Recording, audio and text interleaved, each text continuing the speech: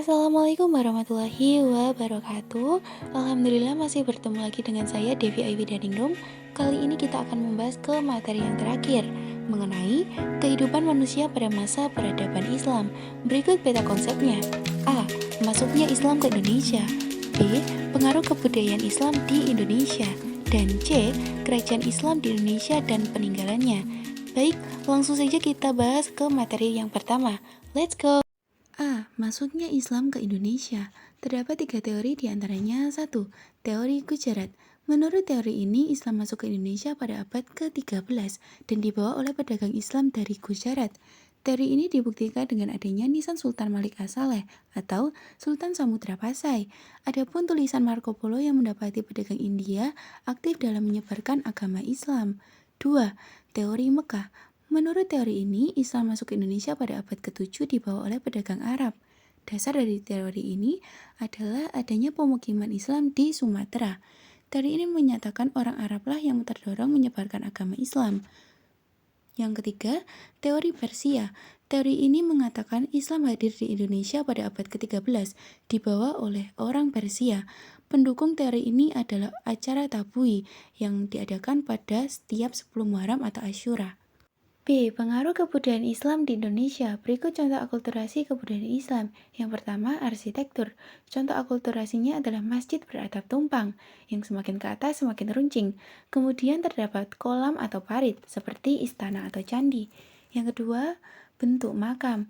Pada masa Islam, kebanyakan terdapat pemakaman di area bukit sama seperti punden berundak. Yang ketiga, upacara keagamaan. Terdapat peringatan ke 3 hari, 7 hari, 100 hari, sampai 1000 hari orang yang telah wafat dengan selamatan. Kemudian terdapat ritual siraman. Yang keempat, bidang aksara. Huruf Arab yang diterapkan di Indonesia terdapat akulturasi dengan huruf Pallawa yang kemudian melahirkan aksara Jawi. Contoh karya sastranya adalah hikayat, babat, syair, dan suluk. Yang kelima, kesenian. Contohnya permainan debus yang diawali dengan sholawat. Adapun tari seudati atau syaidati yang menyanyikan sholawat Nabi. Kemudian pertunjukan wayang. C. Kerajaan Islam di Indonesia dan peninggalannya. 1.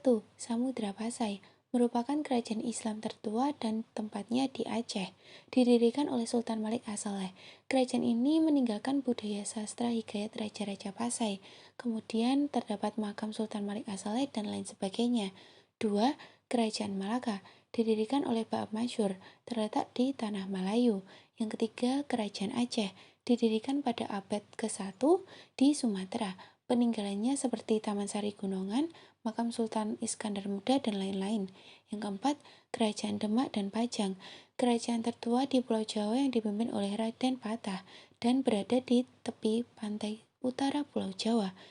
Kerajaan Demak pindah ke Kerajaan Pajang karena adanya perang saudara. Peninggalan ini antara lain Masjid Agung Demak, Pintu Lawang Bledek, dan lain sebagainya. Yang kelima, Kerajaan Banten berdiri di dekat Selat Sunda dan dipimpin oleh Sultan Hasanuddin. Akan tetapi kerajaan ini runtuh karena raja yang masih sangat muda dan Belanda sudah masuk ke tanah Banten. Peninggalannya adalah Masjid Agung Banten, Danau Tasikardi, dan lain-lain. 7. Kerajaan Mataram Yogyakarta. Pemerintahan kerajaan ini sangat taat akan syariat Islam, terbukti dengan adanya penerapan kalender Hijriah. 8. Kerajaan Goa di Sulawesi Selatan, dipimpin oleh Raja Goa.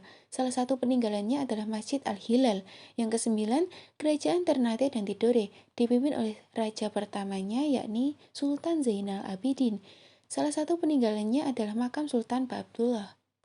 Oke, thanks for your attention. Thanks for watching my video. Semoga ilmunya bermanfaat dan mohon maaf apabila ada materi yang belum saya sampaikan. Akhir kata, wassalamualaikum warahmatullahi wabarakatuh.